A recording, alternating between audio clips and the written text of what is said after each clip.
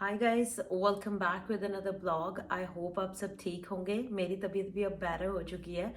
तो आज का ब्लॉग बहुत ही इम्पोर्टेंट है क्योंकि टैक्स सीजन आ रहा है कनाडा में। तो कनाडा में बेसिकली टैक्स एवरी ईयर अप्रैल में फाइल होता है। लेट्स से अभी 2023 चल रहा है, तो अभी अप्रैल के ख़त्म होने से पहले पहले सारे लोग जो है अपना 2022 का टैक्स फाइल करेंगे। बेसिकली आज की वीडियो 2022 के टैक्स फाइलिंग के बारे में है, या फिर हम कह सकते हैं कि किसी भी साल का टैक्स फाइल जब होता है तो उसके रिलेटेड आज की वीडियो होने वाली है।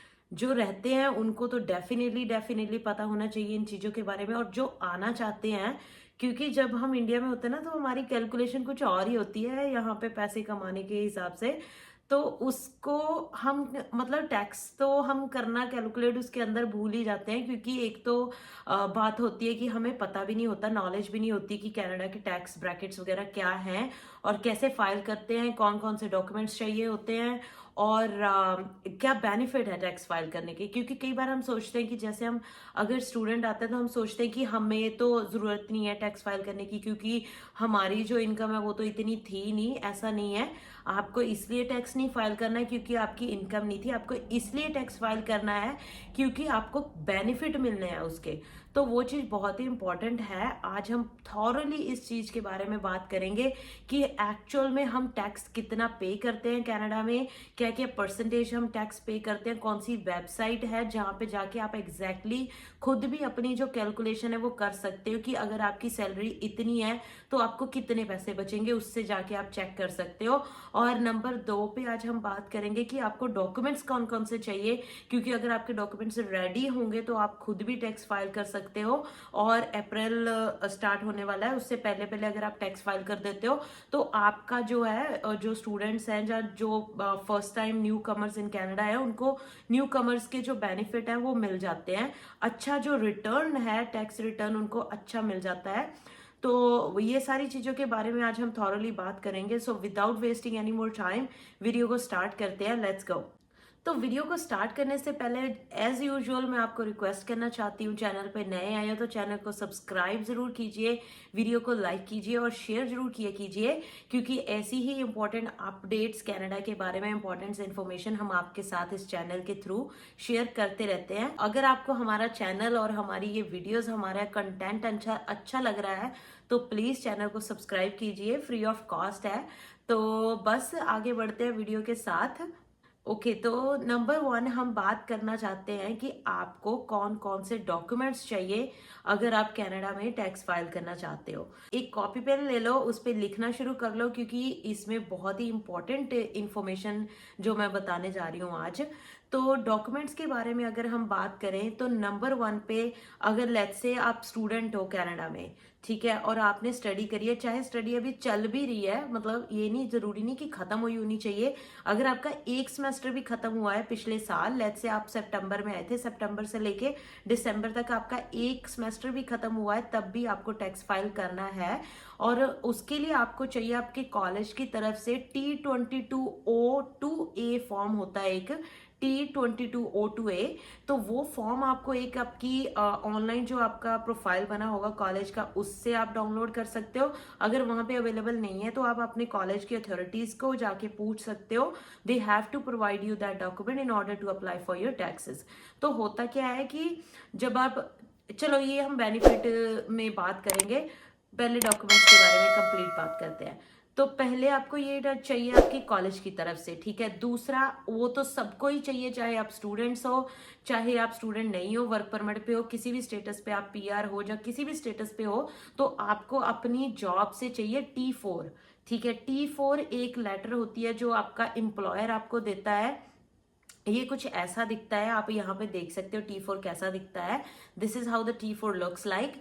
तो T4 में क्या होता है कि T4 में आपकी कंप्लीट सारी चीजें लिखी हुई होती है कि आपकी साल की एनुअल इनकम इतनी थी, चाहे आपने पूरा साल काम किया है, चाहे 3 महीने किया है पिछले साल, डजेंट मैटर, आपको चाहे 1 महीना ही क्यों ना किया हो, आपको टैक्स फाइल करना है, ठीक है। तो वो T4 आपको आपका एम्प्लॉयर को देना ही पड़ेगा, चाहे आपने किसी जगह एक दिन भी काम क्यों ना हो, उनको आपको T4 देना पड़ता है।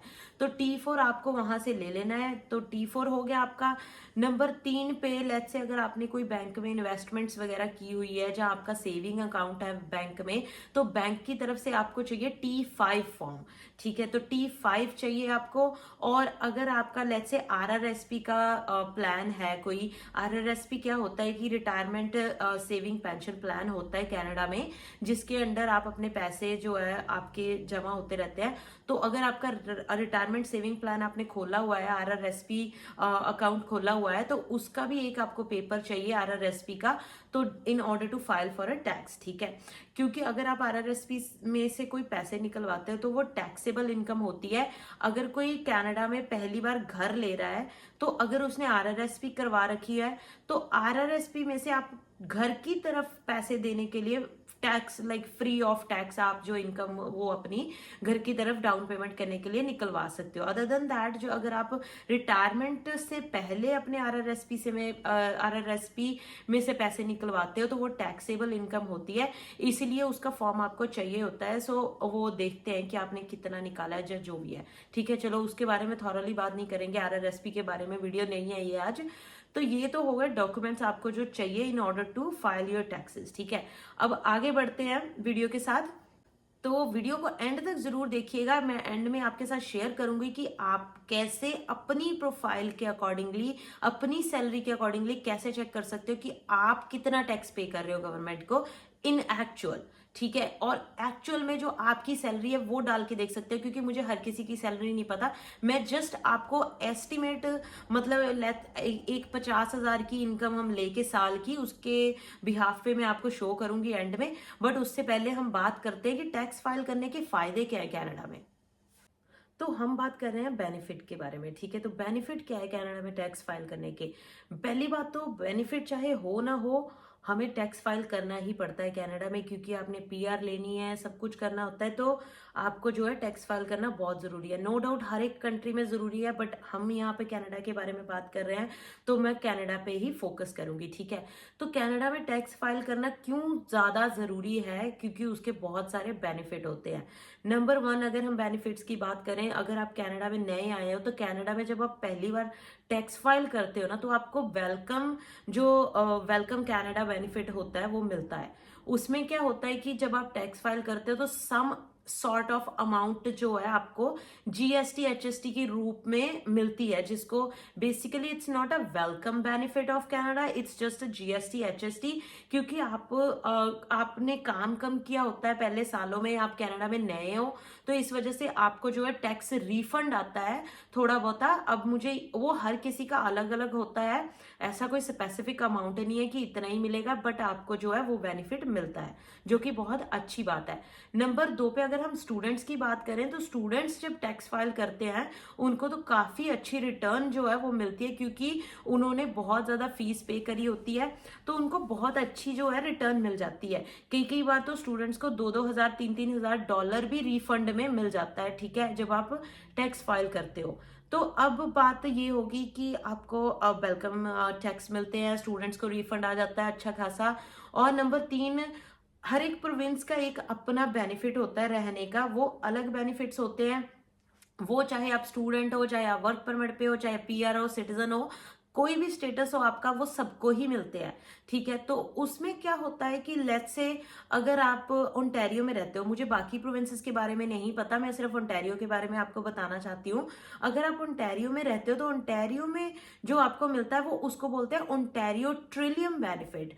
उसमें क्या होता है कि जब आप टैक्स फाइल करते हो, तो एक GST HST अमाउंट ही लगा लो, बट उसमें लिख के आता है कि ओंटारियो ट्रिलियम बेनिफिट, आपको ओंटारियो में रहने के जो है बेनिफिट मिलते हैं। गवर्नमेंट सम चंक आपको जो है कह लो कुछ देती है। ठीक है, तो उसमें क्या होता है कि एवरी क्वार्टरली, लाइक हर क्वार्टर में, हर 4 महीने में आपको जो है $150-200 जो है गवर्नमेंट की तरफ से मिलता रहता है। ठीक है, बट वो ऐसा मतलब 150-200 नो डाउट कुछ होता नहीं है, और $150-200 से हर 4 महीने में मिलता है, बल्कि वो भी, बट फिर भी आपको कहीं से कुछ ना कुछ फ्री में मिल रहा है, तो अच्छा ही होता है वो। ठीक है, तो ओंटारियो ट्रिलियम, और वो डिपेंड करता है आपकी सैलरी के ऊपर। ऐसा नहीं है कि हर किसी को $150-200 मिलेगा, हर किसी की अलग अलग सैलरी होती है। जो मैरिड लाइक कपल हैं उनको और भी कम मिलते हैं, क्योंकि अगर जैसे तुम अगर जब तक तुम सिंगल हो तब तक तुम्हारे बेनिफिट अच्छे रहते हैं। जब तुम मैरिड हो, तुम 2 जाने हो, तो 2 जानों में से फिर सिर्फ एक को ही मिलते हैं, एक के बेनिफिट वो बंद कर देते हैं, सिर्फ एक को ही मिलते हैं। ठीक है, तो वो चीज होती है। बट मेरे ख्याल से मैंने 200-300 से ज्यादा मैंने अपनी लाइफ में मिलते हुए नहीं देखे हैं, ना ही मैंने किसी से सुना है। तो वो चीज है, वो आपको मतलब ओंटारियो और ट्रिलियम बेनिफिट भी मिल जाते हैं। और एक इंपॉर्टेंट चीज यहाँ पे, जब आप कहीं पे, ये मेरे साथ हुई थी इसलिए मैं आपको बताती हूँ, जब आप एक प्रोविंस छोड़ के कहीं दूसरी प्रोविंस में जाते हो, जैसे मैं पहले ओंटारियो में रहती थी, उसके बाद मैं थोड़ी देर के लिए प्रिंस एडवर्ड मूव हुई थी, 2 साल मैं वहां पे रही थी। मुझे नहीं पता था कि मुझे ओंटारियो ट्रिलियम बेनिफिट मिल भी रहा है, क्योंकि $100-150 अगर आपको मिल रहा है 4 महीने के बाद, तो वो तो अकाउंट में कभी दिखता भी नहीं है, रियलाइज ही नहीं होता भी $150 भी कहीं से आया था। ठीक है, तो चाहे कोई फायदा तो नहीं होता, बट कुछ ना कुछ तो हो ही जाता है। ऐसा भी नहीं है कुछ $150 कमाने में पूरा दिन लग जाता है। तो खैर चलो, अच्छा है, वो बात नहीं कर रहे हम बात मेनली आज ये कर रहे हैं कि वो जब मैं मूव कर गई थी तब भी मुझे वो बेनिफिट मिलते रहे थे, बट बाद में मैं ऐसी फंसी थी क्योंकि मुझे पता भी नहीं था कि मुझे अभी रिसीव हो रहा है। मैंने ऑब्वियसली मैंने वहां पे जब मैं रहना शुरू कर दिया था तो मैंने अपडेट किया था कि मैं मूव कर चुकी हूँ ओंटारियो से, बट सम हाउ वो मुझे मिलते रहे 1-1.5 साल। उसके बाद मेरे गले में पड़ गए थे, उसमें बाद मुझे इकट्ठा 1,000-1,500 डॉलर जो है गवर्नमेंट को वापस करना पड़ा था। तो कीप दैट इन माइंड, अगर आप प्रोविंस से कभी मूव होते हो तो अपने सीआरए को कॉल करके सीआरए को अपडेट जरूर दो, और अपना बेनिफिट जो है खुद ही बंद कराया करो, क्योंकि बाद में ये कनाडा है, आपको इवेंचुअली, पहले आप ले लेते हो, इवेंचुअली आपको पे कहीं कभी ना कभी तो वो करने ही पड़ते हैं। ठीक है, मुझे सच में नहीं पता था, अगर मुझे पता था तो मैं पहले ही बंद करा देती। तो ये हो गया, एक तो ओंटारियो ट्रिलियम बेनिफिट मिलते हैं आपको, एक वो मिलते हैं, और तीसरी बात, जो स्टूडेंट्स होते हैं उनको उनके ट्यूशन फीस के क्रेडिट मिलते हैं। और ट्यूशन फीस का क्रेडिट क्या होता है कि क्योंकि यहाँ पे कनाडा में क्या है कि हम जब इंटरनेशनल स्टूडेंट्स आते हैं तो हमें फीस जो होती है हमारी, वो यहाँ के डोमेस्टिक स्टूडेंट्स से बहुत ज्यादा देनी पड़ती है। मतलब डबल भी नहीं कहूंगी, ट्रिपल से भी ज्यादा ही होती है हमारी फीस।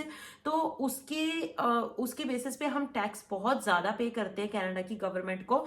तो जब हमारी स्टडी खत्म हो जाती है, उसका ये मतलब नहीं होता कि हमें पैसे वापस मिलते हैं, it's just they give us a credit. जब आप लेट्स से आपकी 2 साल की स्टडी थी वो खत्म होगी, अब आपके पास क्रेडिट जमा हो चुकी है $10,000 के, लेट्स से वो $10,000 नहीं मिलेंगे आपको, बट वो $10,000 के आपके क्रेडिट यूज होंगे। वो कैसे, जैसे जब आप वर्क परमिट पे आ जाओगे तो कनाडा में 12,000 में, मोटा मोटा 12 नहीं है, 11,000 कुछ है, बट मोटा मोटा हम 12,000 ले लेते हैं। 12,000 की साल की जो इनकम होती है वो टैक्स एग्जाम्प्ट होती है। मतलब 12,000 तक अगर आप साल का कमाते हो तो आपको कोई टैक्स नहीं पड़ता उस पर। 12,000 के ऊपर जो भी कमाओगे उसके ऊपर आपको टैक्स देना पड़ता है अलग से, जो आपको हर, मतलब लेट्स से कि कोई भी बंदा ऑन एन एवरेज अगर $3,000 आप महीने का कमाते हो, $3,000 में तो जो आप टैक्स दे रहे हो, दे ही रहे हो। उसमें आपकी 4 तरीके का टैक्स कटता है। एक तो आपका federal tax, number 2 provincial tax, number 3 आपकी कनाडा पेंशन प्लान जिसको सीपीपी बोलते हैं, नंबर 4 आपका जो है ईआई, इन एम्प्लॉयमेंट इंश्योरेंस। तो ये 4 तरीके का टैक्स हम जो है पे करते हैं हमारी एवरी पे चेक में। ठीक है, तो $3,000 को अगर हम, चलो 3 नहीं 4 लगा लेते हैं, उसकी कैलकुलेशन करनी थोड़ी इजी होगी। $4,000 है, $4,000 है, तो हर वीक का आपका $1,000 हो गया। 1,000 अगर आप डॉलर एक वीक का कमाते हो तो उसमें से आपके हाथ जो आता है ना, वो तो $720 के आसपास आते हैं। आपका जो है 20-25% जो है कट जाता है, ठीक है, टैक्स में। और उसके बाद जब आप पूरे साल की आपकी कैलकुलेशन होती है, वो टैक्स डिडक्शन तो पहले ही होगी जो आप दे रहे हो, उसके बाद पूरे साल की जो आपकी टोटल इनकम जो बनती है, वो अगर 12,000 से एक्सीड करती है तब आपको फिर से टैक्स देना पड़ता है। उसकी टैक्स ब्रैकेट अलग होती है, तो वो किस टैक्स ब्रैकेट में आप फॉल करते हो उसके ऊपर डिपेंड करता है। उसके बारे में आगे चलते हैं, उसके बारे में मैं दिखाती हूँ आपको कि अगर आपकी इतनी इनकम है तो इतना टैक्स देना पड़ेगा, इतनी है तो इतना देना पड़ेगा, ठीक है। तो ये होगी। अब हम बात कर रहे थे कि टैक्स क्रेडिट क्या होता है। लेट्स से अगर आप वर्क परमिट पे हो, अब आपकी जैसे मैंने बताया कि 12,000 से अगर ऊपर जाती है तो आपको टैक्स पे करना पड़ता है, ठीक है। पहले जो कटाया वो तो अलग से कटाया, बट बाद में भी पे करना पड़ता है by the end of the year when you are filing your tax, ठीक है। तो जब आप टैक्स फाइल करते हो तो तब क्या होता है कि आपकी लेट से 30,000 बन गई इनकम साल की, इतनी बनती है अगर कोई एवरेजली काम करता है, इससे ज्यादा नहीं बनता। ज्यादा से ज्यादा जो 40,000 है वो तो अच्छी इनकम मानी जाती है कनाडा में, 40 से 45,000 के बीच में, उसको तो बहुत अच्छी इनकम माना जाता है। बट ऑन एन एवरेज जो है बंदा $30,000 साल का कमाता है, ठीक है। कोई अगर लेबर जॉब कर रहा है या कोई मिनिमम वेज पे काम कर रहा है तो वो 30,000 से ज्यादा नहीं कमा पाता। तो 30,000 लेट से आपने कमाया एक साल में, 30,000 आपने कमा लिया, उसमें से आपका 12,000 जो था वो तो निकल गया, ठीक है, उस पर कोई टैक्स नहीं है। जो 12,000 के बाद अब बचा है, 12,000 के बाद अब जो बचा वो कितना बचा, 8 और 10, 18,000 बचा। 18,000 पे आपको टैक्स देना पड़ेगा।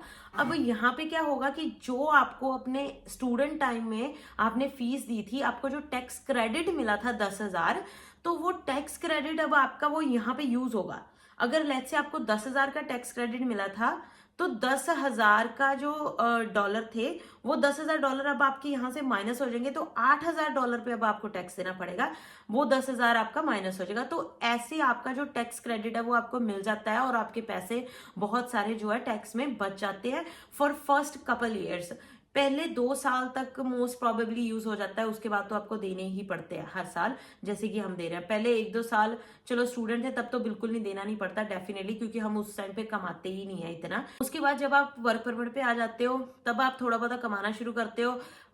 थैंक गॉड लकीली उस टाइम पे आपके जो क्रेडिट बचे हुए होते हैं तब आपको ज्यादा टैक्स नहीं देना पड़ता, तो फिर आप अपने क्रेडिट जो है, जो फीस के क्रेडिट होते हैं वो यूज कर लेते हो।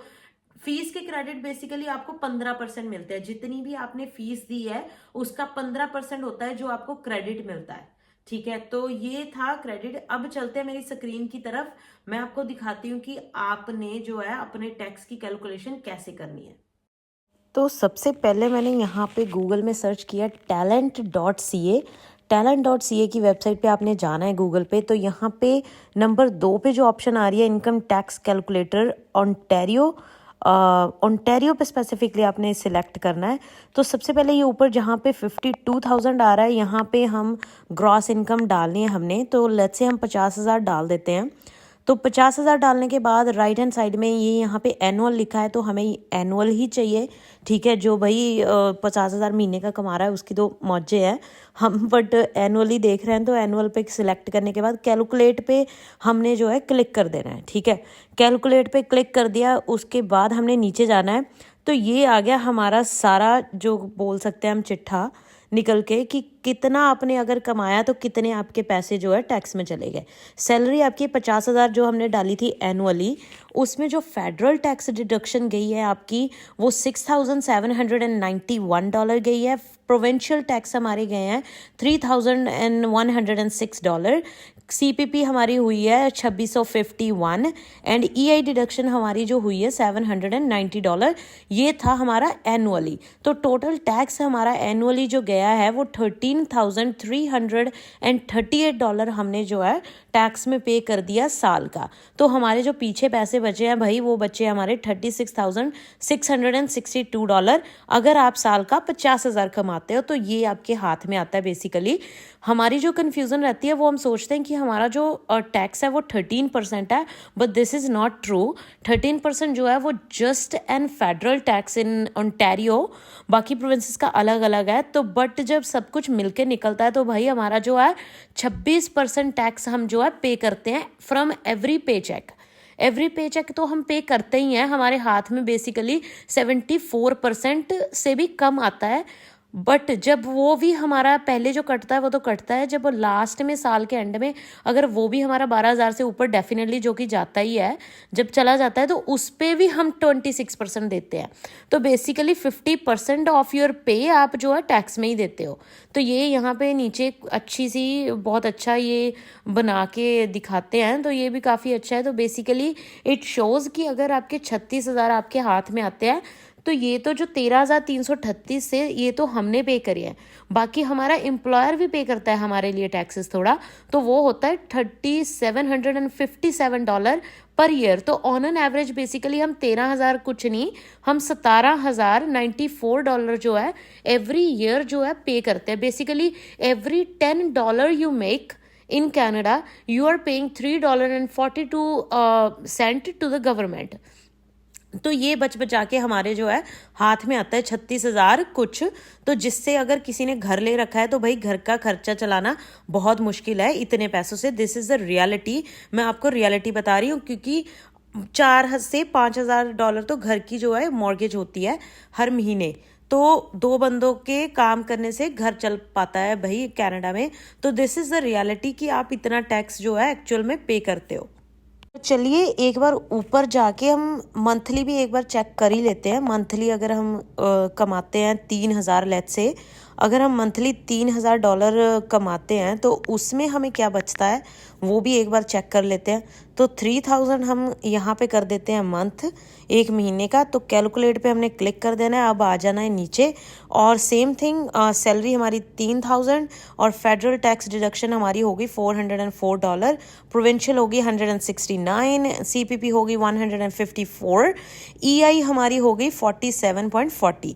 तो जो टोटल टैक्स हम महीने का दे देते हैं भाई गवर्नमेंट को वो है $774। और हमारे हाथ में जो नेट पे बच के आती है वो आती है $2,226, जिसमें भी हमने 28% जो मार्जिनल टैक्स हो गया, बट जो एक्चुअल टैक्स है वो है हमारा 25.8%। तो बेसिकली जैसे मैंने एनुअली हमने निकाला वही चीज़ सेम आ गई। 25% से 26% के बीच में हम हर टाइम जो है हर चेक में हमारा जो है वो देते हैं टैक्स गवर्नमेंट को। तो इसमें भी वही है, अगर तुम्हारा $995 तो तुम्हारे हमारे जो है टैक्स में चले जाते हैं हर महीने।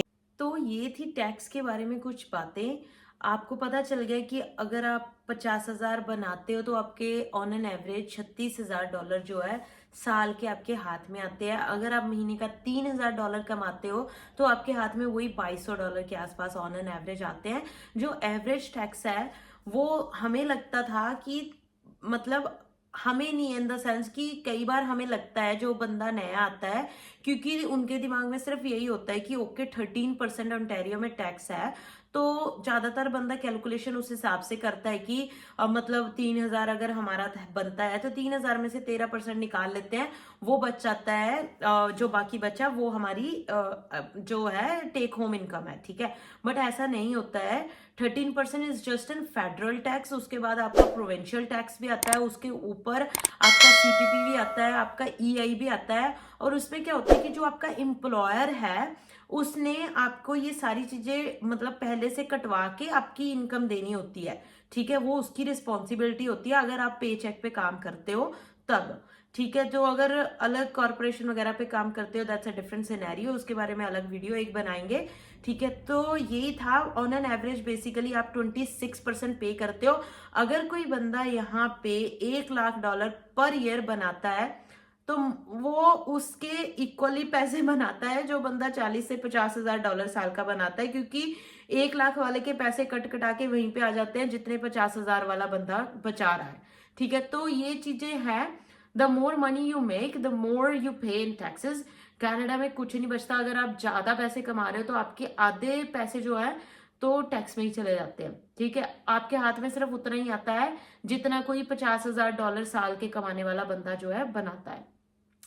तो ये थी कुछ टैक्स के बारे में बातें। अगर आपको कोई और भी क्वेश्चन हो तो please feel free to contact me on Instagram, और आप मुझे कमेंट करके बता सकते हो कि क्या चीज आपको अगर कुछ नहीं समझ लगा तो क्या वो चीज है जो आपको समझ नहीं लगी। I will try my best to make another video on that particular topic. And आप मुझे कॉमेंट करके कभी भी पूछ सकते हो, कोई भी क्वेश्चन हो मैसेज कर सकते हो इंस्टाग्राम पे। With that all, thank you so much guys for watching out this videos. आप हमें बहुत प्यार देते हो, ऐसे ही अपना प्यार हमारी वीडियो के साथ बनाए रखें और चैनल को सब्सक्राइब करते जाओ। और that's all for today. Thank you so much guys for watching. Bye bye, take care. मिलते हैं नेक्स्ट व्लॉग में नेक्स्ट वीडियो के साथ, और सब्सक्राइब करना मत भूलिएगा। Thank you, bye bye.